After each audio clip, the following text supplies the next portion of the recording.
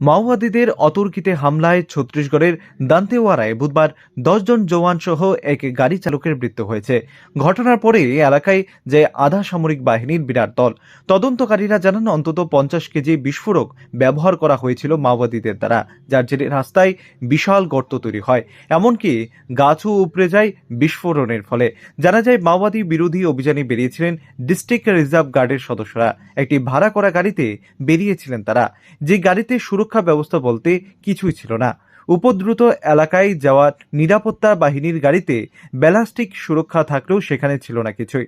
বিস্ফোরণের তীব্রতা দেখে বিশেষজ্ঞরা অনুমান করেছেন গাড়িটি অন্তত 20 ফুট উপরে উঠে বিস্ফোরণ স্থল থেকে প্রায় 150 মিটার দূরে আছড়ে পড়ে। ফলে গাড়িটির বিশেষ কিছুই অবশিষ্ট ছিল না।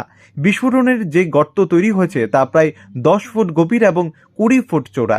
এর থেকেও অনুমান করা যায় প্রচুর বিস্ফোরক এখানে রেখেছিলেন মাওবাদীরা।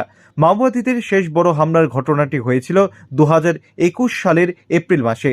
সেই সময় বিজাপুর ও সুকমার মধ্যবর্তী এলাকায় মাওবাদী হামলায় 22 জন নিরাপত্তা রক্ষীর প্রাণ গিয়েছিল।